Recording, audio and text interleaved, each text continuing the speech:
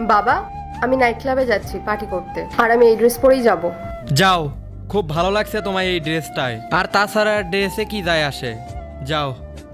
আমরা সব বন্ধুরা অনেকদিন পরে দেখা করছি, কলেজের সব বন্ধুরাই ওখানে থাকবে, আর আমরা অনেক কিছুই খাবো আর অনেক মজাও করব।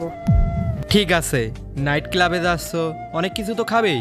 আর আমার কিছু টাকা লাগবে। কত টাকা লাগবে? 50,000।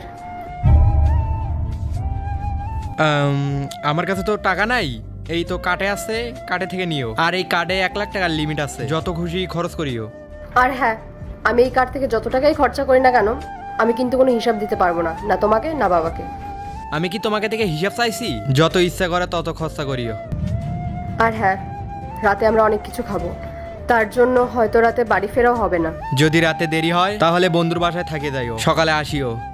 আমি বন্ধু বললাম মানে শুধু ও একা না, ও যে ফ্ল্যাটে থাকে সেই ফ্ল্যাটে অনেক ছেলেরাও থাকে, আমিও সেখানেই থাকবো। আর আমি চাই না তোমাদের দুজনের থেকে কিছু লোকাতে, তাই সব কিছু বলেই যাচ্ছি। তুমি এখন কিন্তু যেতে পারো। শোনো, যদি অজ্ঞান হয়ে থাকো তাহলে আমাকে একটা মেসেজ বা কল করিও, আমি তোমাকে পিক করতে যাব। ঠিক আছে।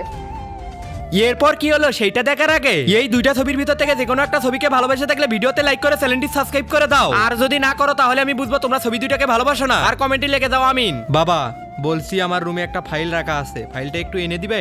হ্যাঁ দাঁড়া, আমি এখনই ফাইলটা আনতাছি। আমি আমার হাজবেন্ড আর শ্বশুর মশাইকে নিয়ে আর চলতে পারছি না।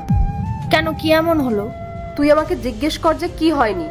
আমি একটা এরকম ড্রেস পরে আছি, তাও আবার নাইট ক্লাবে যাচ্ছি, যখন ওদের কাছে টাকা চাইলাম আমাকে পুরো কার্ডটা ধরিয়ে দিল, তারপর আবার বলছে আমি যত খুশি খরচা করতে পারি।